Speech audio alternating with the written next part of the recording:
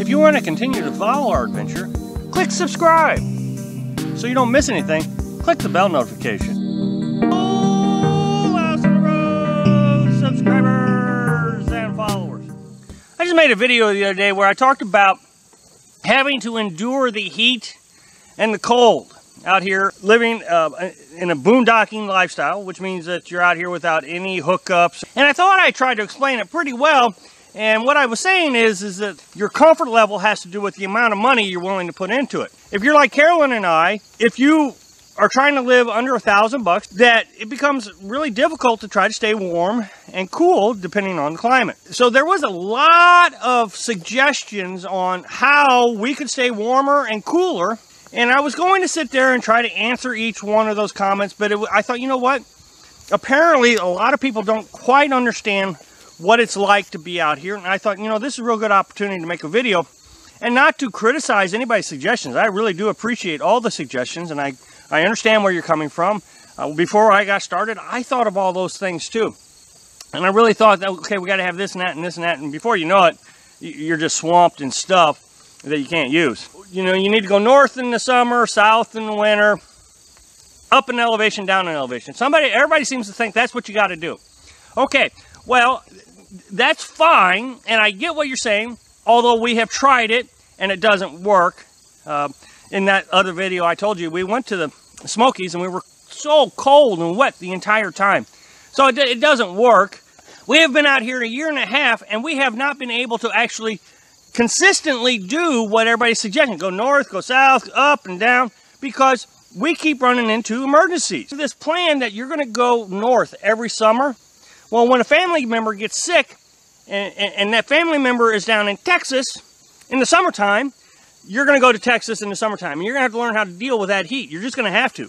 That's what happens to us.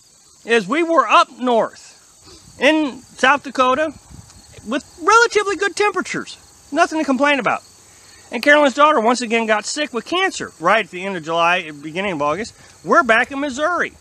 90 to 100 degree heat. 80 to 90% humidity. It's, you know, it's a cooker. And that's the way it was last winter too. We had to come to Missouri because of her cancer. And so we were in the temperatures 12 degrees in a pop-up camper. This is the reality. A lot of people suggest that, okay, you got to buy this, you got to buy that, do this, got to do that. Well, anytime you're buying something, of course, that's going into your budget. Remember, the first thing I talked about in that video was money. Yes.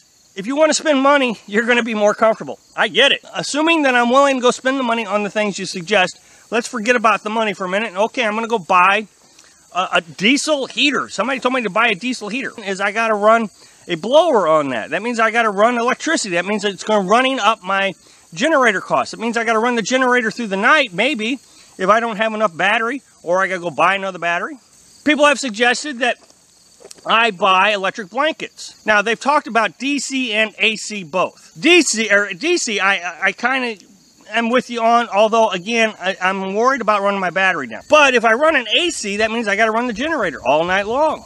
And there are a lot of places that won't let you run a generator all night long. You're supposed to shut things down at 10 o'clock in a lot of campsites. The other thing that I don't think a lot of people understand is the limited amount of space that we have. And I've made so many videos about downsizing. You have to downsize your lives because there's just no place to put it. Think about this. Winter coat. A winter coat. Everybody has a winter coat that's, you know, Mason-Dixon line north. Everybody has a winter coat. We don't. You know why? There's no place to put it in the summer months. So what we're going to have to do is, when winter comes and we need a coat, we're going to go to Goodwill. We're going to buy a coat real cheap. We're going to wear it through the winter. Then we're going to wash it up. And at the end of the winter, we're going to take it back to Goodwill.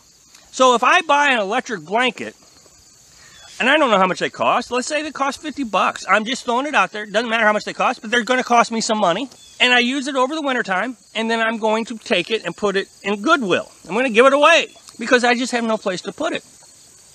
Somebody suggested that I buy one of these pop-up shaded tent things being advertised by another YouTube channel. He's selling it on his affiliate link, his Amazon affiliate link. So they even said, why don't you go to this guy's website channel, buy this device. Okay, again, there is no room to put it.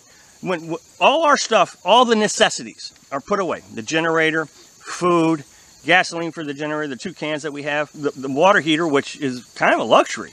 I mean, in reality, we probably shouldn't have it because of space.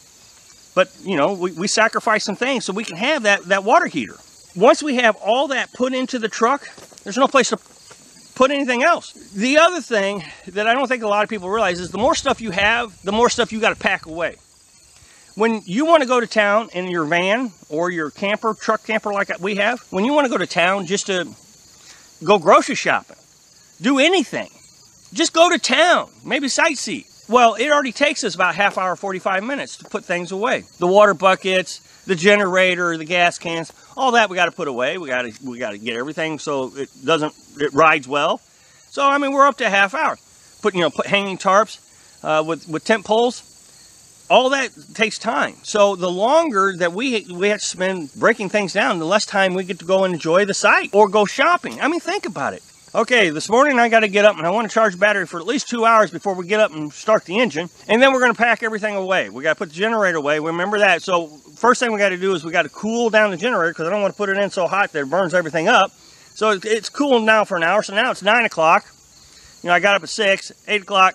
9 o'clock, I put the generator away, strapping everything in. Remember, you're still wanting to live in here while that generator's cooling down. The more you got to put away. There's been suggestions that I buy RV heaters. Well, that one's real easy.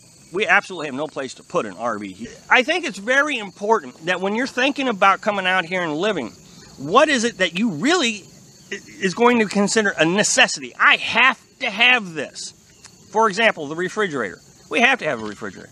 That is out of the question. We're not going to live out a cooler. We have to have a refrigerator.